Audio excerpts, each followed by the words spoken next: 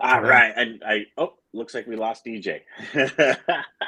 Good morning, Jeff. Good morning. Oh, DJ's back. So DJ's having a few difficulties with his internet. I'll just wait for his picture to show up in the sidebar here, and then we'll bring DJ back in. He might actually be jumping outside to take the call this morning. Good morning, Lisa. DJ's, again, a few internet issues. I see that he's got, and Jeff says, hello, Mr. Rizzo. How you doing, Jeff? So he sees that he's got a little oh no, his internet's back down. So we'll wait. We'll bring DJ in once he gets the technological aspect of the today's show down a little bit. So Steve, thanks for coming back, brother. I mean, I know your schedule and everything, but we just want to build off that the energy and the excitement that we had on one of our last calls and that we talked about last month was Conversations with Bob, your new book. And this book goes a little deeper, and I know today we're going to share some pretty cool insights and some things going on in our personal lives that change our perspective and change what we're doing. But for starters, if you can just share with us, like, where did this book come about?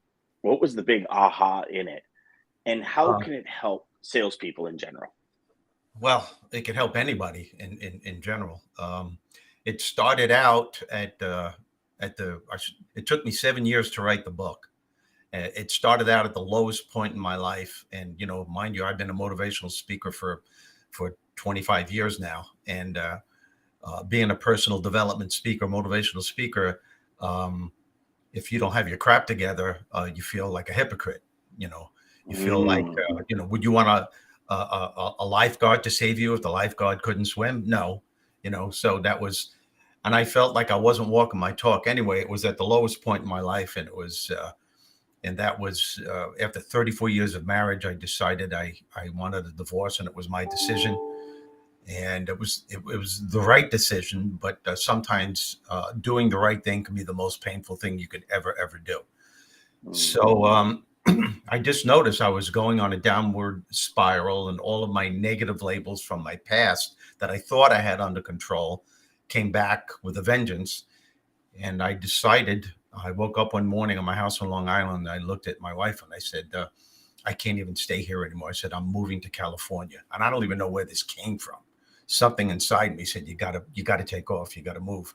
I was running away from everything. That's what I thought. But actually what I was doing, and it took me time to realize this, I was running towards something.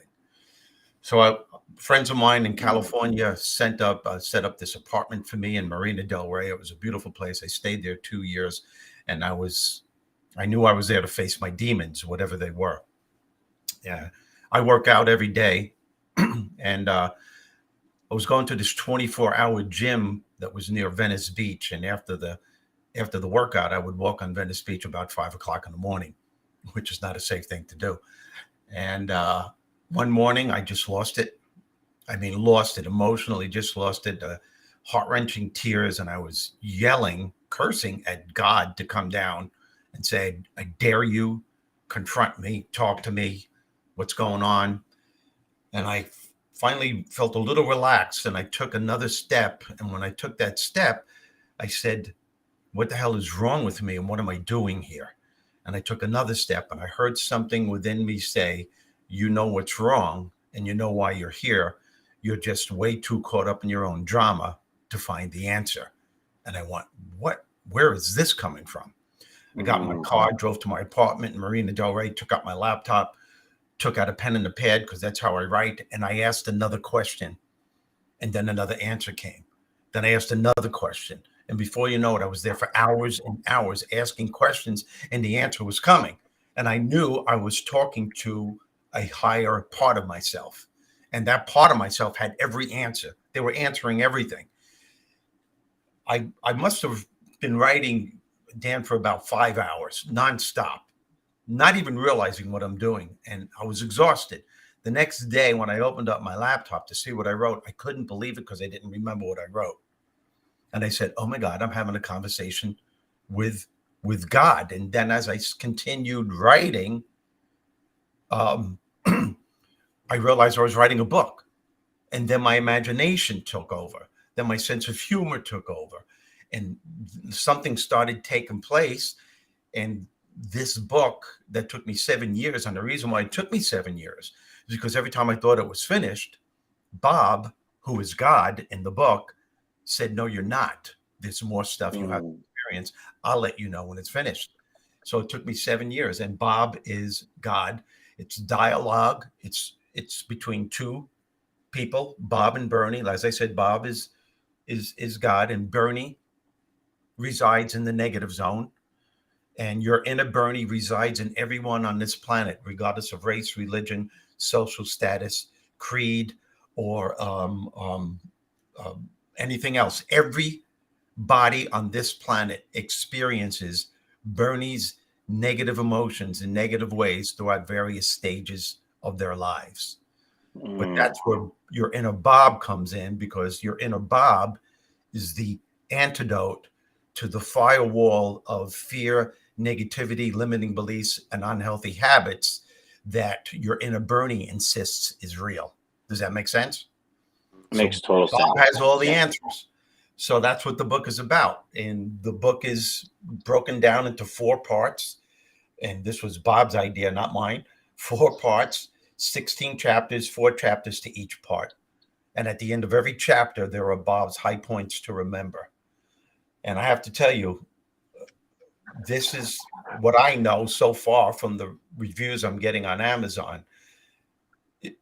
My mission from this point on for the rest of my life is to get the message out in the book. And this is the main reason why I was put on this planet, to go through all the crap that I went through to this point where I know that no matter what happens, there's something within you that can meet that challenge head on. Not make the challenge go away or the problem go away necessarily, but help you to cope with it every step along the way. And that is the ultimate empowerment.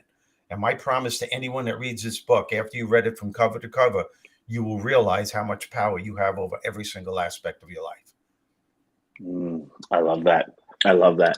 Jeff says, sharing this, Steve, it's very power and honest. This can't be easy for you, so I applaud you.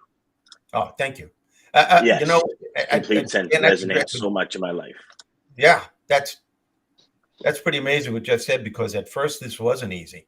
But then I realized my goal in life as a personal development speaker, motivational speaker, whatever you want to call it, is to help people. And the only way you really can, the 3 talents that I've always had on the platform and in my books was the art of storytelling, my sense of humor. And now I found something even more powerful, and that's being vulnerable.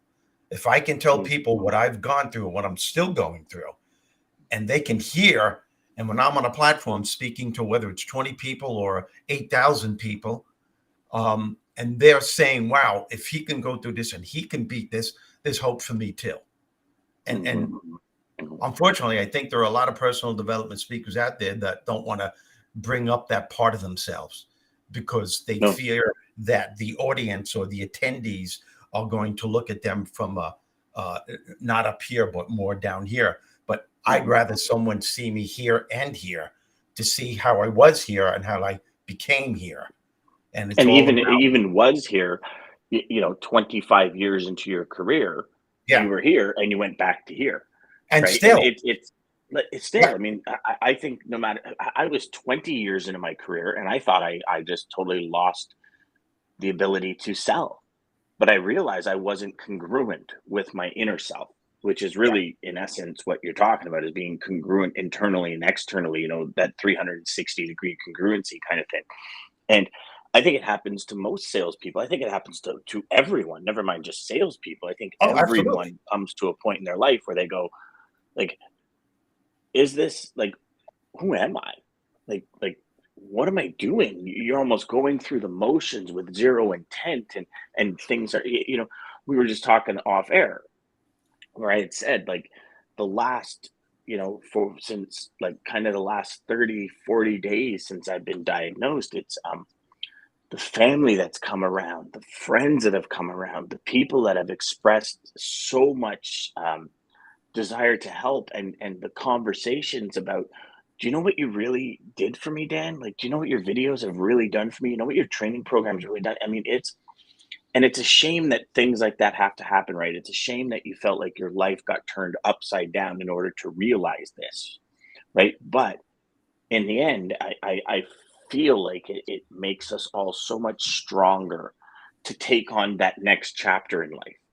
And Well, sometimes, sorry, go. no, yeah, but I'm gonna add to that. I look back at my life now, and my greatest overwhelming challenges have become my greatest blessings because I learned from them. And that's the Mhm. ultimate empowerment. And that's what the book is about. It's about empowerment. And you talk about how it helps salespeople. Yeah, absolutely.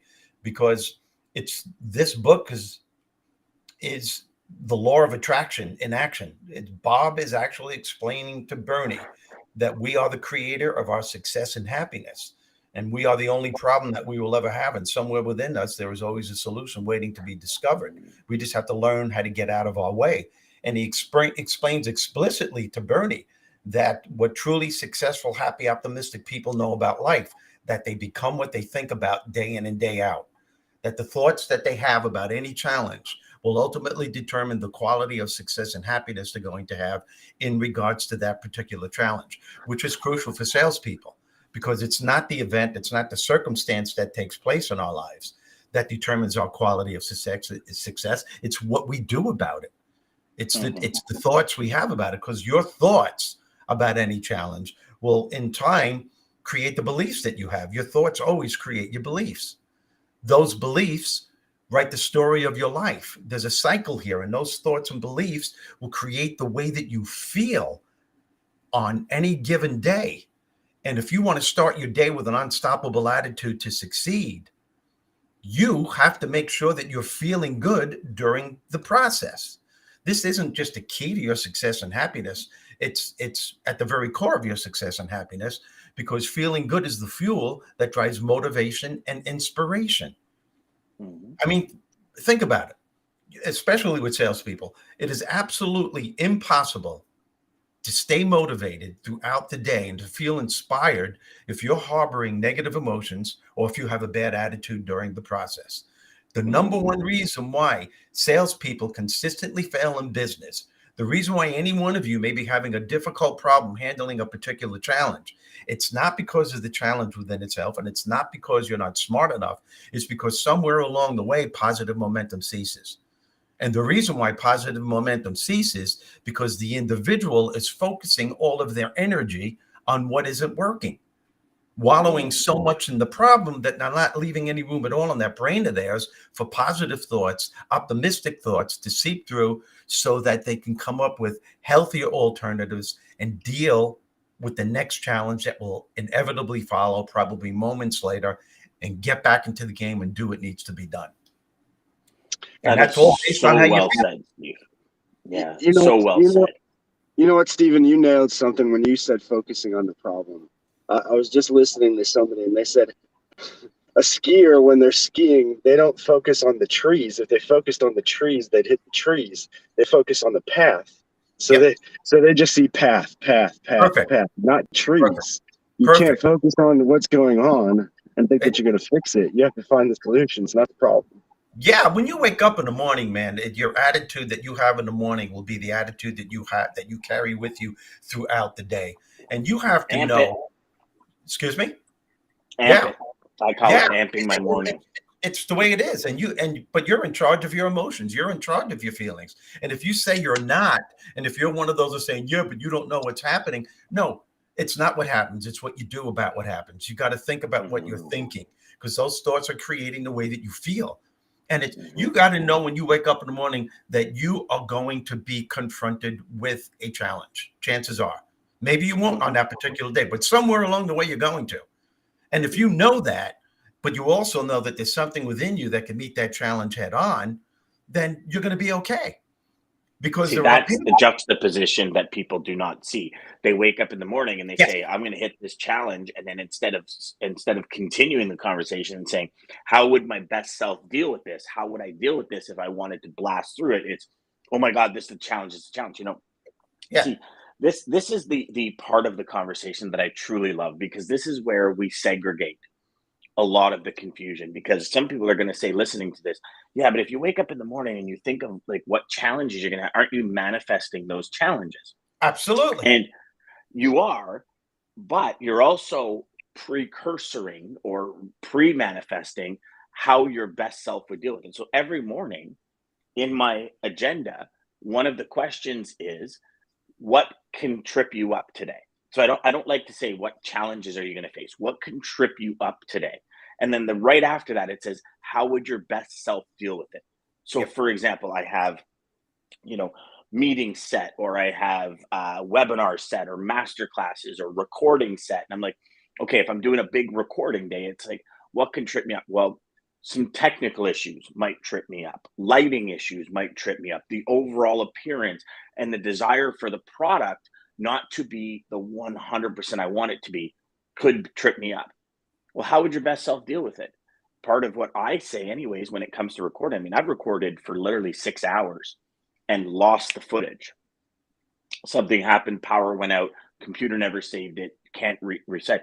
And most people would lose their marbles. Yeah. I sit back and as tough as it is, and don't get me wrong, it is tough, because you're like, you're frustrated, you're angry. But at a certain point during that frustration and anger, I always stop and say, it must not have been good enough. Yep. Because if it was good enough, the universe would not have taken it away. You know, I lost the manuscript to my first book. 2 years it took Wow. me to write that. And I lost it. I was working on it, and it was before I kept everything in the cloud. I had it on my actual desktop, and my hard drive blew. And I spent probably close to $800 in companies trying to recover that book. Couldn't recover it. So what do you do? Right? This is the conversation you had with yourself, where you said, what do? Do you just kind of turn into a corner and curl up in the fetal position and cry? Yep. Maybe for 20 minutes, give yourself power to Yeah. do that for 20 minutes, Sure. but then empower yourself to make it better. You Yeah. know, that's what really resonated with me when you were talking about the book and you thought you were done. And it's like, nah, you're not done. Nah, you're Yeah. not done. There's more that needs to be put in there. And I mean, we've never talked about this process, but I guarantee you pulled a bunch of stuff out that in the end, kind of that priority of having that in there wasn't there. Is that correct? Yeah. Yeah. Yeah. And the biggest mistake that salespeople make, not just salespeople, all people in any form of life, is, we just talked about the power of your thoughts. If what you think is what you get, then what you say out loud is what you ask for. And I know salespeople that Mhm. invested an incredible amount of money in their business, and they set out, they put money in it, they put time in it, and they're ready. They're ready to launch their new idea. Everything's going the way that they want. Then all of a sudden, after about a month or two, they hit a major wall. Okay. Or not even a major wall. It's just a challenge. Depends on who the person is. And all of a Mhm. sudden, they start doing this. Oh, man, I can't believe this. I knew this was going to happen. Every single time I try to do something, it never works. Why is this happening to me? Everybody else has what I want. Every time I do something, I go 2 steps up and 5 steps back. This is absolutely absurd. How far do you think you're going to go with that type of verbal dialogue that you're programming in your brain? Some people call this, Dan, some people call this negative self-talk. I call it self-curse talk, because you're casting a spell on your life. And if there's Yeah. anything that's going to keep you from succeeding in your life, personally and professionally, whether it's raising a family, trying to crank your business up a couple of notches, if there's anything that's going to keep you from achieving that and from enjoying the process, it is 100% because of self-talk. Again, if what you think is what you get, then what you say out loud is what you ask for. And it's some people, it's a consistent habit. And you know what the scary thing is? They're not even aware of what they're doing to themselves. Mhm. It's become a part of their personality. I know people that Mhm. wake up in the morning, they didn't even take the covers off and go, oh, crap, what's going to happen today? What kind of an attitude Yeah. is that? And they don't Ask and you realize, shall receive. yeah, man, your subconscious runs 97% of your life. So if you're Mhm. saying things like that to yourself, oh, crap, what's going to happen today? Your subconscious, which I call the genie of your soul, your genie of your soul is going to go, okay, I'll show you. Your wish is my command. Yes, Mhm. you're right. Your life isn't working. And let me throw more crap your way to show you that your life isn't working. And the more you stay in that mindset, the more that mindset becomes your reality. And it doesn't have to be true. But if you believe that it's true, that's all that matters in your world. Mm-hmm. We Mm-hmm. are our worst enemies. Mm-hmm. And as Bob says to Bernie, you're the only problem you will ever have. And you just can't get out of your way to find the solution. And whenever you're confronted with a challenge or a problem of any kind, it's never a matter of managing the situation. It's always a matter of how you manage your mind. Can you manage your mind and those toxic thoughts and emotions that are the very things that are keeping you from finding the solution that's waiting to be discovered and the life that you desire? Talk about discovery. That brings us to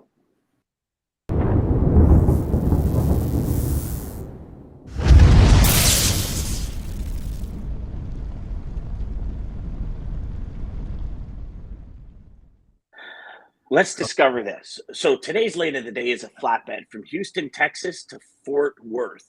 $3.62 rate per mile, all in with fuel surcharges, $4.48. Presently, contracted rates are going for $4.90. The year over year. So we're getting a little closer. We're within that 40-50 cent range from all in spot market over to contract. Year over year, spot rate per mile change on the spot market has been a 30 cents increase in this flatbed lane. Flatbed capacity eases for the first few weeks of July on DAT's busiest flatbed lane by volume. Lane spot rates are still 30 cents a mile higher than this time last year. So in one of the heaviest years from cost, they're actually still 30 cents a mile more than they were last year, which is kind of an anomaly from that lane. But so that's your DAT lane of the day, everybody. Thanks to Dean and Christina and the team at DAT IQ for supporting us with that. So, Steve, here's going to be the big question I have for you today, because I think we all face it, and conceptually we understand the mental process to break through it. But how do you, or can you suggest, give the audience some strategy on? I just have a hard time, Steve, breaking through the negative thoughts. Like, how do I do it where I can consistently believe my own thinking? And I think that's a big part. It kind of goes back to the initial conversation when you said, Dan, I've been a motivational speaker, professional development speaker for 35 years. And 5 years ago, 7 years ago, you had disbelief in that, because maybe you felt like your life was falling apart. And how do you help people get to where they want to be when you got that imposter syndrome going, right? And I think all of us battle with that internally, mentally. It's like you want to go out and build your business, and then that imposter scenario goes, but I can't serve multi-million-dollar clients. Or you want to go out and you want to do this, and then originally when that idea comes, it comes with so much energy and so much excitement. And then literally within like a week, you're lying with your head on the pillow going, man, I knew that wasn't going to work. Like that was just crazy. How do you go about when these thoughts enter? How do you kind of stop it? And what's your process for moving forward to eliminate them sooner than later? The key is to become aware of what you're doing to yourself. There's a lot. It's a heavy question. So I was voted least likely to succeed in my senior class in high school. I don't know if I mentioned this to you in our last episode. I was you told didn't. We've talked about it in the past. Yeah, but and I was told by a guidance counselor that I wasn't smart enough to go to college. Unknowingly, I took those toxic labels, I believed it, into my adult life, and they were the determining factors for many of the choices I made. So, of course, every time I tried something and it didn't work, I wouldn't even try again, because I berated myself and I said, don't try. That was my philosophy in life. Don't try and you can't fail. So you don't have to deal with ridicule or screwing up. I think that's a lot of people. Yeah, exactly. Where it's a self-fulfilling prophecy. You just do that to yourself. But you have to become aware, and people don't want to be aware that they can become aware of what they're doing to themselves. So if you notice that things aren't working, and every day you're starting your day off in a bad mood, sometimes you got to say, why am I doing that? Well, the answer is that you're focusing on the wrong stuff. Rather than focusing on what isn't working, stop. Allow yourself, as soon as you say to yourself, stop, that means you're in a state of awareness. And in that state, you enter into a realm of other possibilities on how to view the situation. And at that moment, you can say to yourself, okay, this is not going to be productive. What's going to happen to me if I hold on to this attitude and these feelings? I got to stop thinking these thoughts because they're causing me to believe that my life isn't working. Those beliefs are creating the way that I feel, and those feelings are giving me the attitude I carry with me every day. So what do I have to do to turn this around? Well, you have to go on a quest to start focusing on all the things that's working in your life, all of your talents, the things that you're blessed with, and rather than cursing what life is currently throwing at you. And you have that choice to focus on that stuff. And this is a gradual process because you can't expect that negative stuff to dissipate immediately. As a matter of fact, those negative thoughts and beliefs will always be with you. But your job and responsibility is to make sure that they get pushed in the back in the canyons of your mind and they stay there. And just know this, that all it takes is one negative thought to bring them to the forefront and start that negative process all over again. Just one negative thought a day.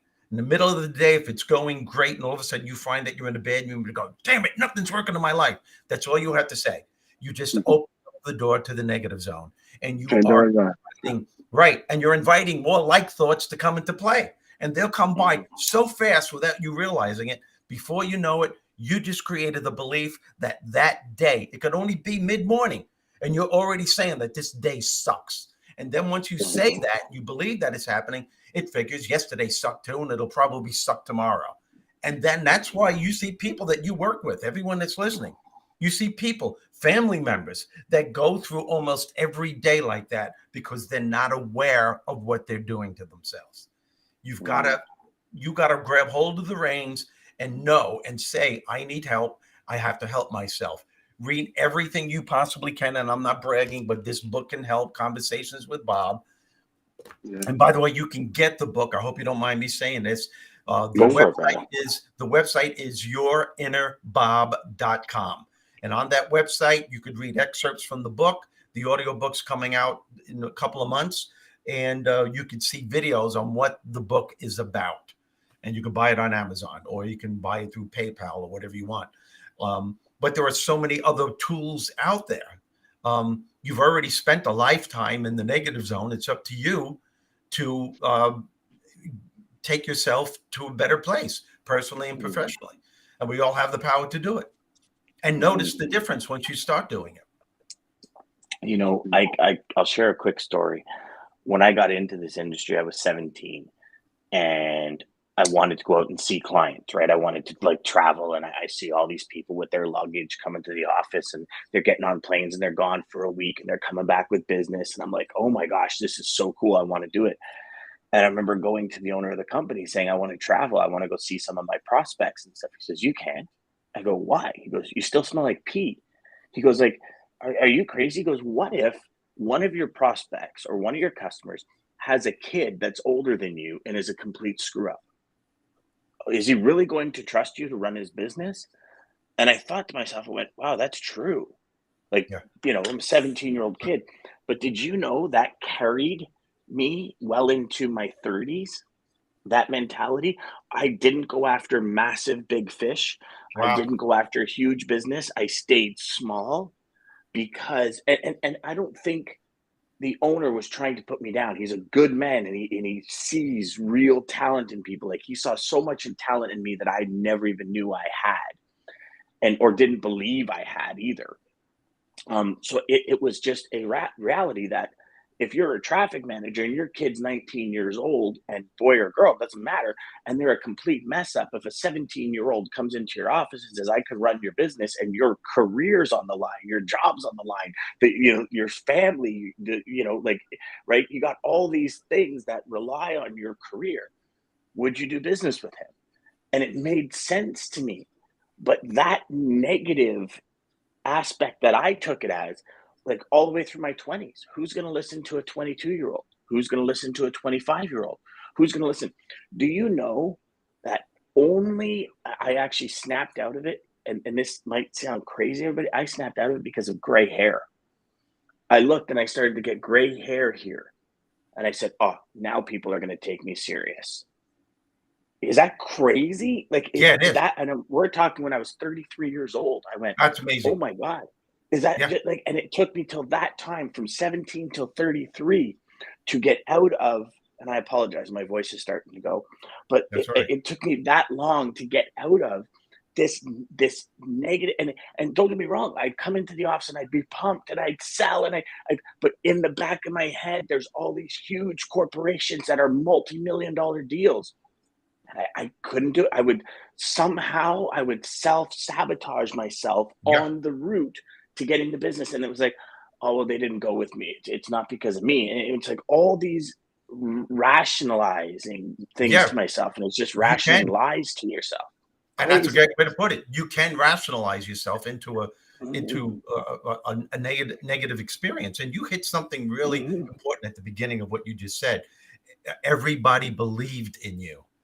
But if you don't believe in yourself, it doesn't mean anything. mhm, Talent means very little when it comes to success. It's important to have it, but talent without a belief in yourself is it's not worth it. mhm, It's not worth it at mhm, all. mhm, It's like trying to arm yourself, and you're just like having a gun without ammunition. What good is the gun to mhm. protect yourself if you don't have the bullets for it? Maybe that's a bad analogy. It probably is, but it just came into my head. It's okay.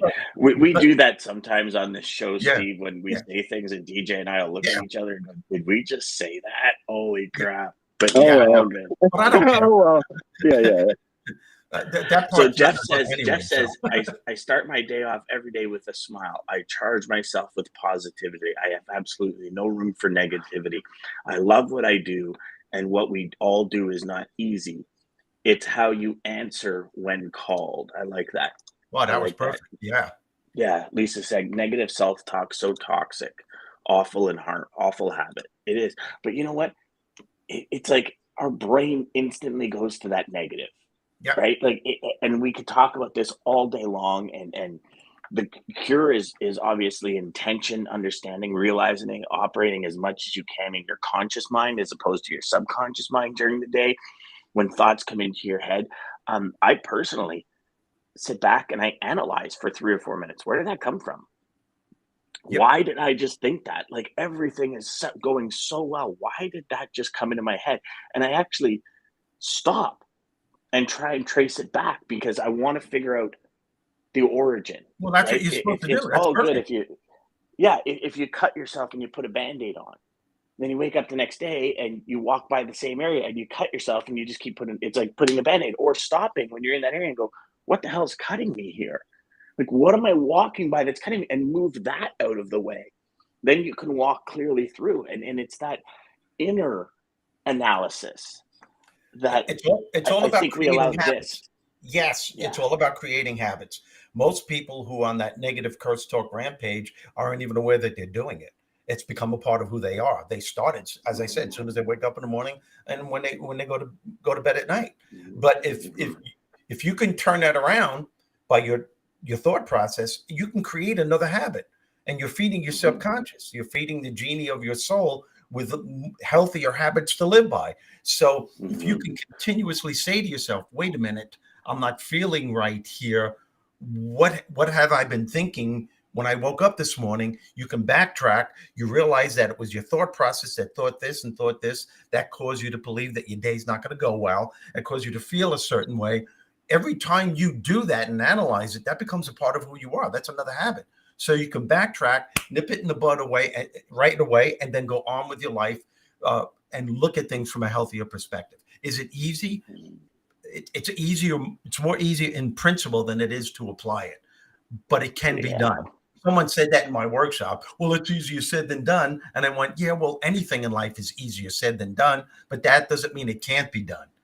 It all depends on how much you value your life and how much you value the people that are around you, because people don't realize that negativity is affecting your family, your children, your husband, your wife, significant other, your associates, the people you work with. Their negativity is so toxic. And these people that are negative all day long, well, you don't know what I'm going through. And they have this ability to blame other people and outside circumstances. And before they know it, they won't admit it, but they become victims. Mm-hmm. You have a choice to remain a victim or become the victor. That's your choice. And that choice is based on the decisions you make and what kind of a thought process and belief system you're willing to create from this point on. And it doesn't matter how old you are. It doesn't matter how old you are. You can start doing that right now. Mm-hmm. You know, you said something there, Steve, that's been on both my wife's and my mind a lot recently, is you don't know what people are going through, which is treat people with honor and respect. Like, you know, Yes. you have no idea. And, you know, we drive downtown almost every day now for doctor's appointments and stuff.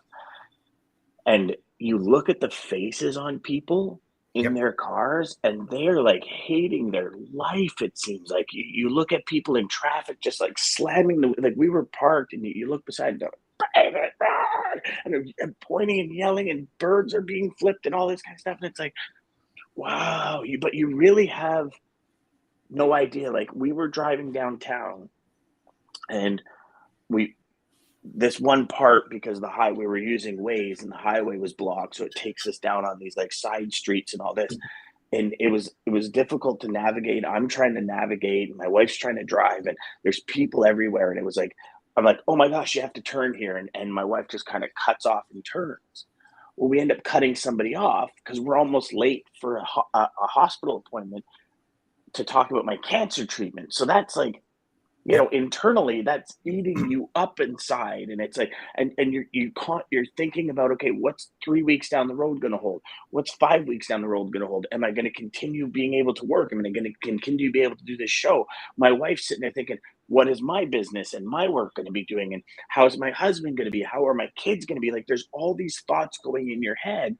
Yep. And you're trying to get to a location. We didn't leave late. We actually left 45 minutes early. We just happened to hit so much traffic. We did a lot for an hour and something worth of traffic.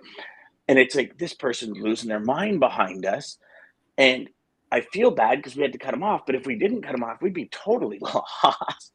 And Yeah. it's like, you know, you never really know what somebody's going through. No.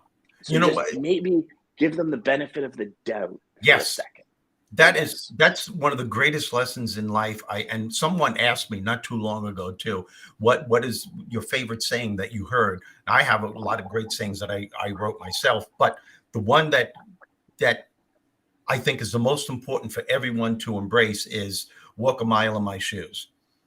And what that means is, if you could allow yourself to put yourself in someone's body. Let's say there's someone that you really dislike. They're the most annoying person and you want to go out there, you want to tell them off. And I bet you, if you could put yourself in that person's body and feel what they're feeling for 1 week, maybe not even, maybe just a day, you would have a profound understanding as to what that person's going through, why they think the way they think, why they feel the way they feel, and where that fear is coming from and stems from. And then you can pull yourself out of that body. You would go, whoa. It would instill in all of us, if we could do that, an incredible amount of compassion and understanding. And who can deny that this is what this planet needs more than anything else? It may not make what that person does right. It's not a matter of right and wrong. It's a matter of advantages and disadvantages. It may be inexcusable what they did, but there's always a reason why a person acts the way they act. And if we could understand that reason and find out what's going on in here and in here in that person, whoa, we would have a better understanding on life situations. That's so well said, Steve. So Lisa's got 2 questions. I know we're running over. Do you have another 6 I have minutes? as much time as you want. Okay, great. Lisa says, when you stop and analyze, if you can find the root, you become aware and have a choice to make another decision to think differently. I like that.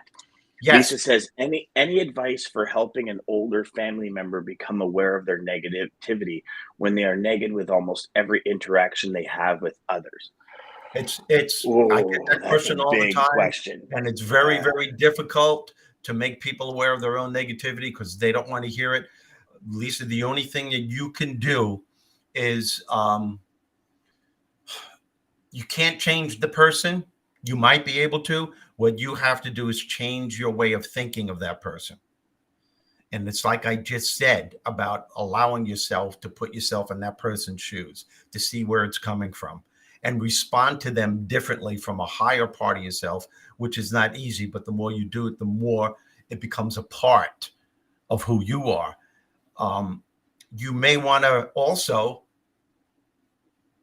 sit that person down and just have a conversation, not with a finger like this, not with accusing, just with, I just noticed, and I care for you and love you so much that this is what you're doing. And are you aware of what you're doing? And this is how it makes me feel when Exactly. you speak to me like that. But a lot of times though, just, be aware that people just don't want to hear it. They don't want to, because the first thing they're going to say to you is, but you don't know what I'm going through. Yeah, but if this person would have done this, no. Yeah, but he cheated on me, and yes, life sucks and people do. So, but what are you going to do from this point on? What are you going to do? What are you going to do about it? Are you going to allow that situation to control your entire life? Or are you going to say, yes, this hurts. I can feel this pain, but after I feel it, I'm going to bounce back and start focusing on what's working rather than fixating on what isn't working. I'm going to bless the things that life has given me rather than cursing what life is currently throwing at me. We all have that choice. It's not easy, but it can be done. Steve, you get so deep with this and talking about Bob. I love this. So I'm going to go a little bit deeper with it, but I think with what you're saying is so spot on. But I think the hardest, there's so much help and so much advice like this, but I don't think it really clicks for a lot of people because they don't believe. I think that's the hardest thing, is believing. But I think the reason it's so hard for so many people to believe is we lie to ourselves. Oh, I'm going to wake up early tomorrow, and then I don't. I'm going to do this, and then I don't. If we keep lying to ourselves, how can we believe anything else or anybody else, or get anybody else to believe us if we can't believe ourselves? Wow, and that's why DJ, there's another point to that too, right? You ever done this? You read a book, you're like, oh my God, I'm going to start doing that. You do it 3 or 4 times, and it doesn't change the outcome. And you're like, oh, it's hogwash. That's bullshit. Forget about it. And you move on. As opposed to stopping and saying to yourself, for 30 years, I've thought like this. Is my thought process, is that habit, as Steve said earlier, really going to change in 2 days? No. Right? No. It's like I told you all about my golfing, where I went to Sun Valley, Idaho. I thought I was going to be the greatest golfer on the planet when I came back. I literally had this impression that, like, I'm going to go to 4 days of Golf Digest school and I'm going to come back like Tiger Woods, And that belief when I got back was shattered instantly because I was shooting about 25 shots more per round. But I stuck with it, understanding that for 6 years I've been golfing in this like Charles Barkley screwed up way. And now I'm kind of swinging more like Phil Mickelson. But it takes a while to create those habits that turn into long-term results. It doesn't happen. It's a great point. It doesn't happen overnight. I've been blessed by, my brother Michael, 100% disabled from the Vietnam War, the only man in medical history that ever survived that kind of wound. He's the only man that ever survived it. He's always beat the odds. He's done more than survive. He thrived. I think I explained this in our last episode, my brother Michael. I'm not sure, but I think I did. But my point is what he did with his life. And right now he's going through incredible odds. He's on kidney dialysis now for the rest of his life. He just got put into the hospital yesterday with pneumonia. But there's always something within him that deals with what he has, and he still focuses on what's working rather than fixating what isn't working. Is it easy for him? No. He has an incredible sense of humor, and humor is the big bounce back factor.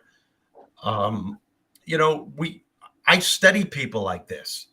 And once you do study people who really are confronted with real adversity and still they manage to go through life with a smile, with optimism, and they become something, they do something with their lives. Don't you ever wonder, how did this person ever do that? I knew Christopher Reeve, who played the part of Superman in the movies. I knew him, and with another episode, I would love to tell his story on what he accomplished in the last 9 years of his life and his condition. Paralyzed from the neck down. The only parts of his body that he could move were his lips, his eyebrows, and his eyes. And what he did in those 9 years that in that condition falls nothing short of miraculous. Nothing short of miraculous. And I know that word. You know what? We'll do that. We'll do that next month for sure. Yeah. Let's do that next month. Yeah. That's an amazing way to end. DJ, I know you had a little bit of adversity this morning with your internet, and you know your dedication to the show helped you overcome that because you're in your car now. That's right. Did you bring a quote with you? Listen, I always got a quote ready, especially since we're talking about belief, and it's going to be the easiest one. But thank you, Steve, for joining us as always. I love these conversations. We'll have to have some side talks separate because anytime, guys. You know that. Call me anytime. Let's talk. And please go to yourinnerbob.com. Purchase the book. I guarantee you. Yes. If you do this, that means you're part of the mission. You're part of spreading the word, and that's why I'm here on this planet. And if you like the book, and I know you will, just tell other people about it. Conversations with Bob, yourinnerbob.com. You guys are great. And Dan, anytime you call me, man. And thanks, both brother. of you, as a matter of fact. DJ, you too, man. Conversations with Bob, guys, don't you pick it up. Pick it up. I'm telling you, it will change. It really will. DJ, because you need that higher power. Yeah. So I've got one last thing here. I've always said you're either part of the solution or part of the problem. There's two sides of the fence to stand on. And if part of the problem is that negative thought, become part of that solution. Go ahead, DJ. Innerbob.com. Innerbob.com. Innerbob.com. Innerbob.com, guys. Yourinnerbob.com. Yourinnerbob.com. American Logistics, Centurion Trucking. Thank you for sponsoring us. Sales Chatter Live. Yourinnerbob.com. Check it out, guys. Thank you again for making the show possible. Confucius said it. I'll say it again. Either you think you can or you think you can't. Either way, you're both right. Yep. Belief. Centurion Trucking, our motto is people before profit. Today's market requires more transparency, consistency, and focus on what our clients need to win. Centurion Trucking and American Logistics are poised to help their clients achieve and surpass their targets. If you're looking for a team that honors your needs, dreams, and aspirations, then get a hold of Daman at American Logistics or Centurion